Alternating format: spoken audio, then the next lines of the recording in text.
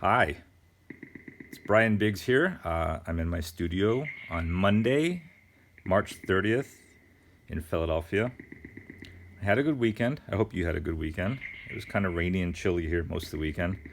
It's pretty much the same, a little less rain here, still kind of chilly. So today it's story time. We're going to read The Spacewalk. The Spacewalk came out in October of last year, published by Dial, which is an imprint of Penguin. And the idea for this book came several years earlier, 2012 I think it was. I woke up one morning with an idea for a book where the text tells a story of an astronaut. Well, it's actually just the story of a person going out for a walk. Gets his coat on, heads out the door, sees his neighborhood. Where the pictures are a little more than that. They show an astronaut getting his uniform on and heading out the door into space.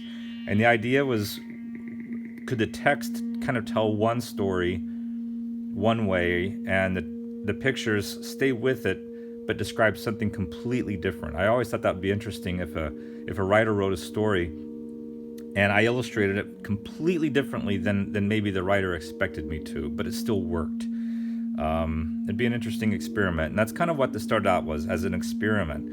And eventually it turned into something else, and it still kind of played around with the text. And what I mean by that is that the text, the voices here between ground control and Randolph, our astronaut, see if you can kind of recognize the relationship they have, maybe from your real life. So I hope you got your cookies and your milk, or maybe you've got anything else you want to eat and drink, and just enjoy. I'm gonna go for this now. Let's see, The Spacewalk. The Spacewalk by Brian Biggs, Dial Books for young readers. Randolph Witherspoon was bored. He wanted to take a walk. Can you tell where Randolph is just by looking at this picture? It's the portal to his spaceship. I'm bored and I want to take a walk, Randolph complained to ground control back on Earth, requesting permission to go outside. He waited for a reply. Eat some lunch, get some exercise, and clean the place up a bit, ordered ground control. Then you can go outside. So Randolph ate some lunch, he got some exercise, and he cleaned the place up a bit.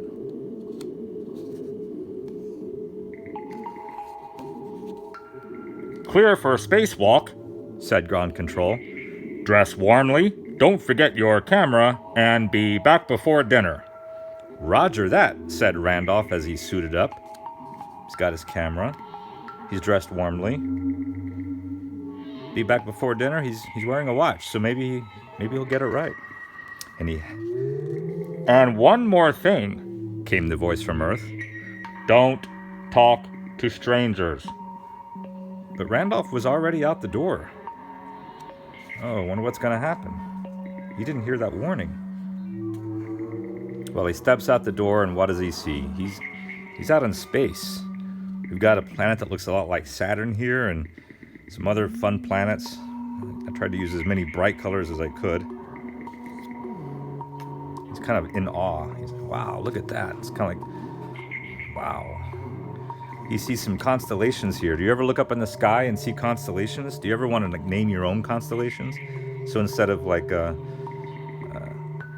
the Big Dipper, maybe we've got the Big Pig, or the cat, the king, the fish, the foot. Don't you wish you could be born under the sign of the saxophone? He's pretty excited about it. Oh, and here he sees a comet, takes his camera out and takes a picture. But uh-oh, look over here, what's going on? Somebody's making an appearance. Let's find out what's going on here. Turns the page. Randolph looks at Alien. Alien looks at Randolph. Randolph takes a picture. Alien's not so sure about that picture taking. He's kind of backing off a little bit here. Alien's a little bit like, I don't like the paparazzi.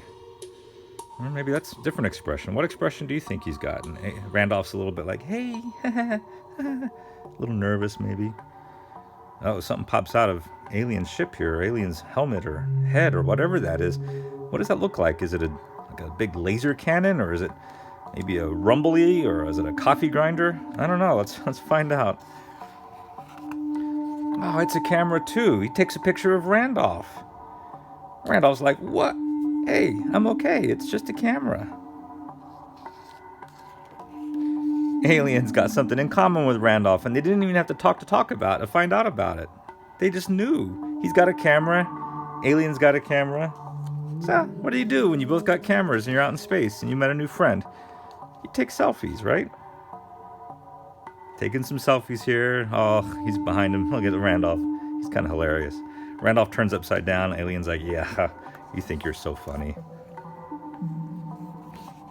Oh, he looks at his watch. It's time to go in. It's dinner time, remember? Randolph's got to get back in time for dinner. Gives each other a hug. Alien's kind of hugging Randolph here too, you can see. Randolph's got to get back to his ship. It's time. Alien waves by, see little waves. Bye. Bye, Randolph. That's what he's thinking because he doesn't really say anything. It's silent in space, remember? So Randolph's heading back into his ship here. Spacewalk complete, said Randolph as he returned to the ship. You're late, Ground Control replied. Write your report, eat some dinner, and get some sleep. Then can I go out again? Asked Randolph.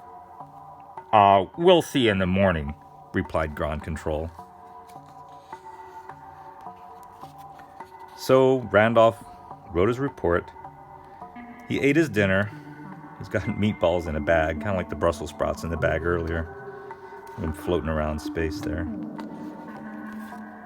And he couldn't wait till tomorrow. Notice Randolph sitting here. He's got one eye closed, one eye open. Do you ever do that when you're in bed? You kind of maybe like read a book, just kind of checking out. You're supposed to be going to sleep, but you're looking out the window, thinking about stuff. That's the way this whole book was conceived. But look around the window here. What do you see? Well, you see pictures of you got Randolph and Alien hanging out together. It's those selfies they took, right?